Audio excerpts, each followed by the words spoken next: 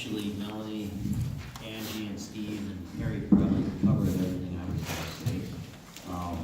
Other than the fact that I hooked up with some colleagues and we flew to Colorado, bought a ton of seeds, spent a lot of money on them, and then fortunately, one of my colleagues hooked up with Angie and we got better seeds. So those were the ones that actually passed as far as the THC test. So I would say probably half of our crop failed. And out of all the feminized seeds we bought, I would say 50% of them were probably males. So we ended up losing quite a few, but it is extremely labor intense, and I don't know what else to tell you. The ones that did pass turned out really good. We did a lot of organic fertilizing and mulching, and it was just tons and tons of work. That's about all I got to say. What was tons of work? Just culling the males, or? The work was really keeping the weeds down. What we did it a little different. Everything was seeds. I would say probably several thousand of them we started in solo cups, which was a big mistake, because try moving 2,000 solo cups every time you want to water, that didn't work out good. And then probably about 3,000 or 4,000 we planted by hand, 5 and 6 feet apart. Those were the ones that passed. Unfortunately, we got them in probably a week late, 2 weeks late. June 1st, I would say have everything in by then, and you'll probably do the best. We did experiments planting them earlier, and those even survived too. So. All right. I know a lot of you have questions, but I want to move on to the next section so we can keep going. When we get to the part with the grower panel, and it'll say those questions that you have, and we'll try and answer them then, so we can get on to the next section. Thank you. We're about 5 minutes behind right now. So next we want to go to planting and growing and lessons learned. And I'm going to let Esther go first. She'll talk about the experience that we had in planting and growing here. I will tell you that the conditions were not ideal this year. So just keep that in mind when we talk about it. This plant does not like it wet. That's one of the things that we have discovered. So I think I said that earlier. I want to, one housekeeping note, one of the things I was going to do and I forgot. Can you raise your hands? How many of you have had experience growing this last year? If you'd raise your hands.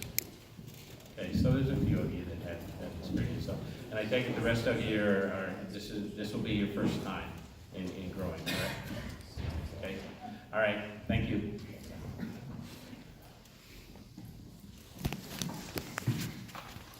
Thank you, Billy. Good morning, everybody. So, I'm going to talk about the experiences we had in the first this year. And we had a couple of plots, one for grain, one for CBD, and CBD was right around the office structure, and we had about organic and the biodynamic. We planted them about 30 inches apart, and as Billy was saying, that the recommendation we got was to have about 4,000 to 8,000 plants for half an acre, which is about 8,000 to 12,000 per acre for CBD. And about 50% of the plants were male. And Billy was saying we had spent a lot of time culling out the male plants, and we still did find a few of them at the time of harvest. But the growth as such, because of the wet weather that we had, it was not as we expected it to be. They were like, you could see some plants were about like 2 feet, some plants about 6 feet, so there was a great variation in the growth as well. But by and large, we did see, comparing the organic and the biodynamic was better. The growth was a little more even in all those plants. And that was about the CBD. We've harvested, we're still to process the inflorescence. And then the other experiments that we had. Was that plant spacing totally experimental, or was that recommended to you by someone? The number of plants per acre was recommended recommended from the person from whom we got the seeds. So, And it was for CBD, was that? yeah, because there are different types that's available, and they had kind of standardized that planting distance so that they wanted that we got. Then we also did some grain industrial hemp, the seed industrial hemp. We had different experiments on that. The first one we were trying to develop a packager's practice to be recommended for growing of these hemp seeds. And so we did surveying the literature of all, because of that which is grown in the different parts of the country, Canada, Europe, and then we were trying to find out what would suit best the Wisconsin conditions. So we tried about different dates of planting and different density of planting. So we took 20, 30, 40, 50 LBs per acre. And the dates of planting, we started out in June. The first planting was about 5th June. And then we tried to space it at 10-day interval. So we kind of arrive at the proper stage that which one is the best positive, give the best positive. But as we said, the first planting went on right on time on the 5th of June, and then we had so much of rains that we were not able to stick to our schedule of 10-day intervals, so we had to kind of space it out to 20-day intervals. So we went on the 5th to 25th to 14th of July, which is kind of a late planting. And then when we saw the hemp, as you know, is a photoperiodic crop. It responds to the length of daylight and the temperatures of around during those days. But I experiment, this is our first time we do this stuff, and I would expect the first sowing to be better because it's having greater growth. But initially we saw that the second day of planting, which was around 20th of July, that was the one that produced more number of plants. Because even though we had the seeds that we got was about 95% of germination, that's the germination test results, but the germination was very poor. 20th of July? No, June. June. Sorry, 20th of June, that's the second. But the germination was very poor for us.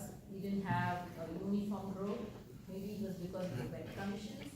And we also, further down, we realized that it really needs some firm plants ground. When the soil is tilled and loose, then the germination is kind of poor. That's the kind of experience that we got. Now, are you planting all these by hand or what type of machinery? No, with a tractor drawn planter. Okay. So the germination was poor, and the number two is the weed growth. It was kind of too intense because of the wet weather. All the weed seeds that were there just formed. This was growing slow initially. The crop cover, the canopy cover is not very quick. So it was very favorable for the weeds to grow, and unfortunately the weeds took over our field experiment. We were not able to complete it because the weed growth was so high, we kind of had to give it up in between because it was not going to be any meaningful data that was going to come out of it. So that was our experience with the data sowing. But as such, as we kind of observed, around the 20th of June was the right time. But I wouldn't say that is what we should be going for because we couldn't follow up the experiment with logical conclusion. Then we also had another experiment because we wanted to recommend the nitrogen dose that we had to apply. So we started off that experiment. Also the sowing was done on the 5th of June. And we had 0, 40, 80, 120, and 160 levels, like nitrogen levels, and it was pre-plant incorporation of chicken manure that was composted. And we did see great differences as it was growing, the height and the greenness of the plant, and the same thing because of the wet weather. That was our experience this year because it was an organic farm. And then the weed intensity was so high, so that's what they have said, that it's a very, very labor intensive, especially at the point of weed control. As he also, Glenn also mentioned that it was a pretty intensive effort to keep the weeds away. But keep in mind, this was an unusual year, there's a lot of rainfall. So that was an experiment. So based upon our observations in these two experiments, we, around the 23rd or 25th of June, we went around and we planted another experiment where we kind of rolled the plots so that we had a firm place. So we had 4 treatments. One was just tilled and sowed, and we saw the germination, which is not good. And then pre-plant roll once, and then sowing, then post-plant roll once, and then pre and post-plant roll. So the observation was that we just did the germination observations to see how it came up. And the observation was that when it was pre and post plant roll, or it was post sown roll, the germination was much better. It was more uniform, and the stand was pretty nice. You know, you had a regular row of growth compared to just the pre-tilled one where the germination was not very good. Just about, we just had only about 40% germination just to tilled plant, tilled soil compared to the pre and post rolled plots. And we also had one more experiment to see how it performs as a cover crop. So we had 3 different treatments where we also mixed with sunhemp. Sunhemp, as you know, is a good cover crop that is being recommended as a summer cover crop here, one season cover crop for Wisconsin. So we had experiment where we had biculture. We had single plots of industrial hemp, single plots of sun hemp, and a biculture 50-50 sun hemp and industrial hemp. That was pretty good. The experiment they grew because the sun hemp was able to give the initial cover. The canopy development of sun hemp was faster, so it covered the plot, and then the weeds were not able to grow, and then the sun hemp, the industrial hemp kind of took over after that. So it was a good partnership of growth there, and we have harvested the biomass, and we are still in the process of doing our observations on that. So that was one experiment that really flourished in the plot. On the cover crop, did you drill that in, or were they seeded at the same time? It was just the plant root. So you planted the sun Yes. and at the Yes. same time? Has anybody tried to drill this into a cover crop, you know, that's residual or something that's already done since it's June? Has anybody tried that? Not that we're aware of. Next year. I'm gonna try it. Yeah, I was thinking, I'm gonna mix it since with it has to be so warm before it germinates, if you had something early that was covering the soil, would it help with the weeds? Got a question? Does anyone experiment with raised beds? No, we didn't do it this year. If somebody else had. I did. Okay. I did grow some in raised beds, and they do phenomenal. As a matter of fact, I put them out, I think it was early May, and they all survived, and they were probably some of the best ones in the whole place. Probably you can't plant enough of them Did that stop from the weeds competing with it then? oh yeah. Yet, because I was able to control the weeds because it was a raised bed and close to the house, yeah, we just manually kept the weeds down. How about the frost? Didn't affect it? So No, maybe you it- could even go earlier, like maybe peas or something. Yeah, I don't think you'd want to go that early because it is looking for that peak, but in the end, we got a couple of light frosts at the end before we harvested. It didn't seem to hurt the plant at all from that standpoint. A couple of things that I'll add, and then I'll let Steve and Angie talk about their experiences. On our grain camp, it was all drilled. We used our research drill and drilled it that way. I think Steve will talk about, he used a planter on his, and the problem that we had with the drill is we had so much weed pressure, primarily foxtail, because it was so wet, that one of the things that nobody talks about is, first of all, the plant struggles when it comes out of the ground. And then once it gets out, it gets about 4 or 5 inches tall, and it sits there for 2 or 3 weeks. And it doesn't grow in height because it's putting down a taproot and doing some other things. And during that 2 to 3 weeks, if you get weed pressure, the weeds will come in and crowd it out.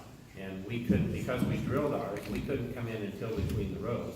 And so the foxtail and other weeds just took it over, outgrew it during that early space. And then when it was ready to grow, once you get past that 2 or 3 weeks, it'll grow a foot a week or more. I mean, once it takes off, it grows wildfire. I mean, it doubles in height. I mean, you go out one day and look at it the next, and it's just almost doubled in height, it seems like. So once it really establishes itself and takes off, it doesn't have any problem growing and feeding. But that first 2 or 3 weeks, it's a problem because it doesn't want to grow. It's putting down a taproot and establishing itself, and so weeds can crowd it out pretty easily.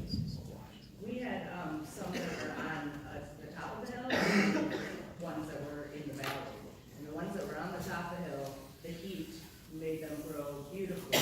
And the ones in the valley, I think the cool evenings with the fog cover really helped them slow down at evening time. So there's a definite difference for a while until they caught up with each other. Yeah, it's a heat-loving plant, and it really is. Real quick, the industrial hemp and the cannabis, high CBD, gets mired in the information a lot of times, where you get in the middle of a conversation, you don't know which way it's going. So, with regard to the Canna-C, as I call it, which is the cannabis high CBD, I've seen it very successfully grown in the raised rows with cover plastic rows, and then the drip irrigation along the side really controls the weed, really controls the growth. I've seen that very successfully done around the country. So I just wanted to add that.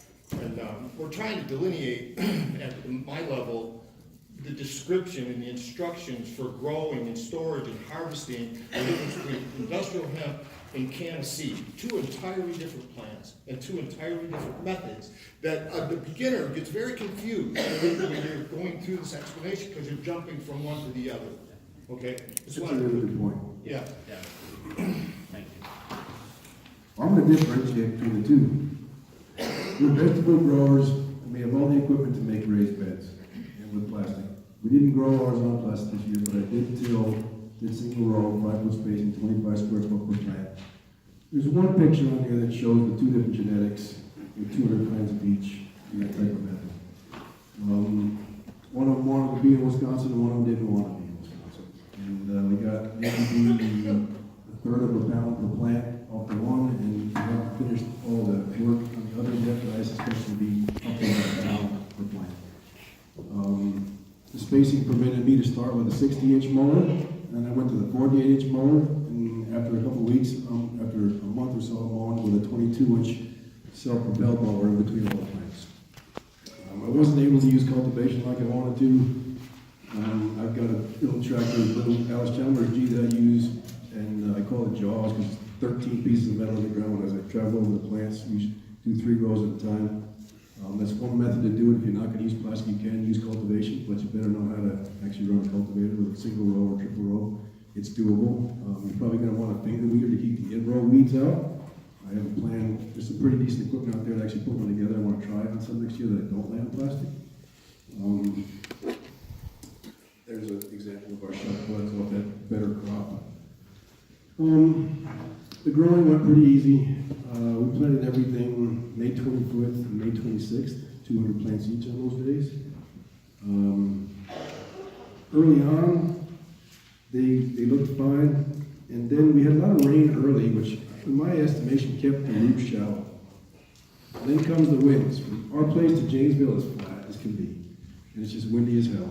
And about that time it started getting dry, everything ended up at about a 45-degree angle because the wind just pushed the root mass over because there was nothing holding it in place really. So from that point on, my mowing schematic kind of changed a little bit. I had to navigate around plants that were 30 degrees, some were upright, some were laying on their sides. It was a real pain in the ass. It was a real hassle.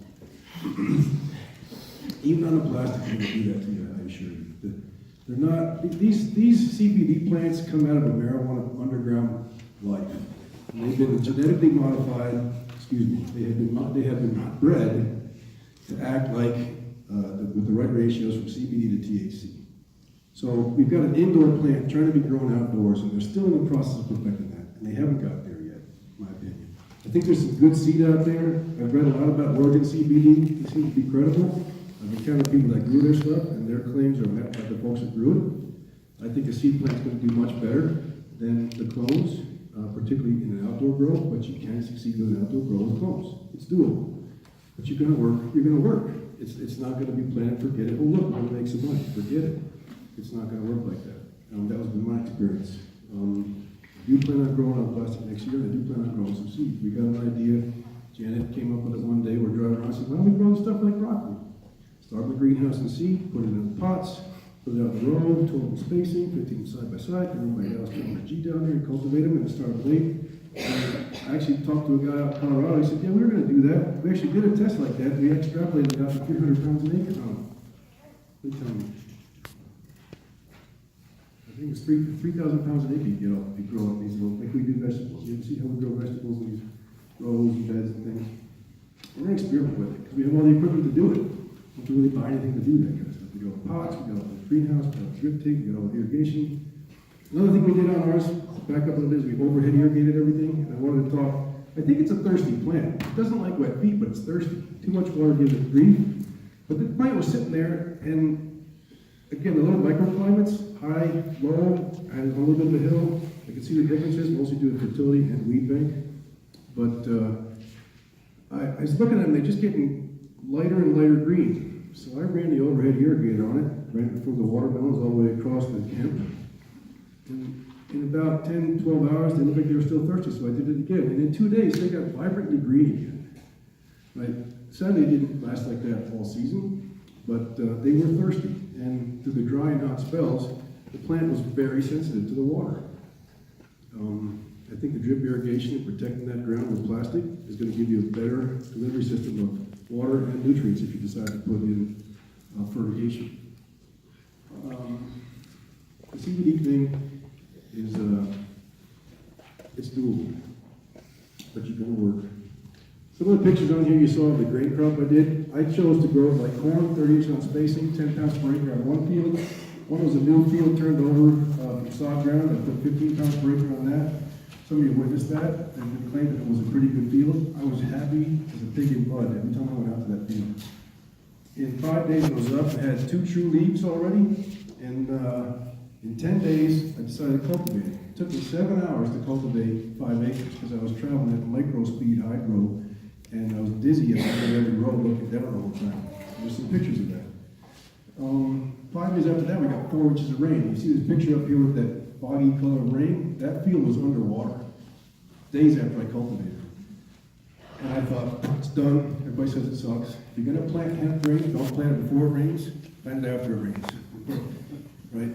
And 5 days after it was growing, it was up. Cultivated it, and within a few days after that, all that rain came. And it washed out. That one picture shows how we're actually washed out from the emergence point down to where the roots were. And the sons of guns stayed in the ground. They were stunted, but they grew well. The next picture, another one of those pictures shows there was a 12-inch ruler on there. That was, within 30 days, it was 12 inches high. I did that whole field in about an hour because I put it in high speed and just cultivated the hell out of it. And I had almost no weeds. It was a beautiful field. And I only add up 4 times 15 plus 9 times 10, that's how many seeds I used. It was doable. But yes? So you did just between row cultivation with sweets, or were you throwing a lot in row? It was Danish tines. Maybe you know what Danish tine is. It was just in row cultivation. It's what they used for corn forever. The old 6 and 4 row cultivators. I didn't use any kind of rotary hose or anything like that. I bought a 6 row. Is that your field? Yeah, that's the back. That was done at 10 days old. That's the rain that happened within a few days afterwards. It was. I thought they were going to be washed out, and there were places that were. That's the aftermath right there. The germination rate was excellent, and I just used an old McCormick 10 grain drill. Had 10 holes on it, 6-inch spacing. I just blocked them off with tape, got myself some 30-inch spacing, made it work. There it is, and it's not even 30 days old yet. I got happy every time I went out there. It was a strange occurrence this season. I mean, the hemp made me happy. It was cool. That's where I'm going at 5 miles an hour across it down. With the same equipment, same spacing and everything. So it was a fun journey. Walking through the field, getting covered, plowing. The last thing I want to say was the harvesting of this plant is not easy. I got out of the combine with the last 3 rows left, and I said, I have got to bow, because she kicked me arse. Right? It's hard on old combines, using old 1420 International Combine. First I started with 1953 Alice Chalmers G. There's our CBD crop. You can tell the ones that want to be there and don't. But that one picture where you see that wall of stuff that came out of the entry chute, that came out of a hole about this big. You see that wad's about that big? It wraps around everything. Those older combines are tough. The newer combines are much more adept in handling all that fiber. But don't just think you're going to go in there with an old combine and get her done. You're going to get your ass kicked. Right? And you're going to stop many times, clean the resin off, clean up the fiber, etc. There's a Eurasian hemp borer. You're not going to like them, and that's the best they make inside the plants. Questions? What was the variety that did well and the one that didn't do well? One was a cherry mom, was the poor one. It didn't do well in North Carolina either. And the one that did well was a trace, TRAS trace 3. Was the genetic. They're all a cherry variant. And cherry bomb did not do Cherry well? mom, M-O-M. Okay. Mom, cherry mom, that's what they called it. Question? Yeah, about the options for weed control. Does anyone know if there are any herbicides that are approved or that can be sprayed for hemp? The questions are about herbicides used for weed control. At this point, I'm not aware of anything that is. And personally, I wouldn't want to use it anyway. We're certified organic growth. And I don't know that there is. Steve, can I add something to that? One of the things, this plant in Europe and some other areas in the world is used as a bioremediator. So keep in mind that anything you have in your soil or you spray on that plant, it's going to absorb and it's going to stay in the plant. So that's why most people are looking at it from an organic standpoint, not saying that you can't grow it, commercial, or using commercial products. Keep in mind, there's a good chance that whatever you spray on that plant is going to get absorbed, or whatever's in your soil is going to get absorbed up into that plant. Sorry if I missed this. What was did you apply fertilizer? If so, what was it? No, I didn't apply fertilizer or any of stuff. Number one, I didn't want to go hot on nothing. Right? And I had fresh sod ground that I turned over. It'd been used for hay for many years. I knew it was kind of tired, and I did have a soil test. I went, screw it, I'm going to try it. I didn't put anything on it. Right, next year I would want to, because it's going to take out 200 pounds of this, 3 pounds of that. They call it a weed, the plant's going to save the earth. Okay, let me see it, girl, do it. Right, it needs a lot of care. It's not going to save the earth. You don't have to work to help this plant do what it's supposed to do. Right, it's not going to save the planet. But taking care of it appropriately, you can probably get a few things done that you want to save what you really want to find important about saving. The plant is going to need fertility, it's going to need care, and it's not just going to do its thing. They call it a weed, but it's not the end all be all of woo-hoo. It's not. It's a high nitrogen and phosphorus user. Probably uses as much nitrogen as corn does. But I did not add any fertility to that. And I know we're short on time. Can we ask questions a bit more later? I'm sorry. I'll answer all these later. Just one last thing. The birds ate half my grain crop. The goldfinches were doing their migration. Couldn't get the equipment quite ready. Then it rained. Oh yeah, it rained. It's going to rain twice in Wisconsin this year. Once for 30 days and once for 40 days. So these birds moved in. First of all, the doves, I wasn't too worried about the doves. There was only a couple hundred of them. But it was raining goldfish. I mean, thousands upon thousands of goldfish. There's a couple pictures in there where I have a cover crop of hemp seed where they were banging on the heads and knocking all the seeds down. I thought, okay, have a safe journey, boys. If you take a look at the pictures scrolling through here, that's my little segment.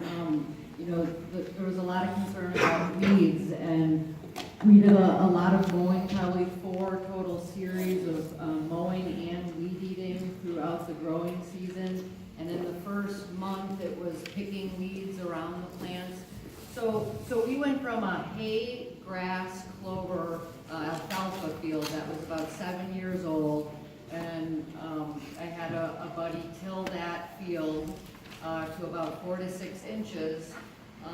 But when you're growing seeds, you know, they're gonna be reaching down with a taproot much deeper than a more fibery clone that won't establish itself as much.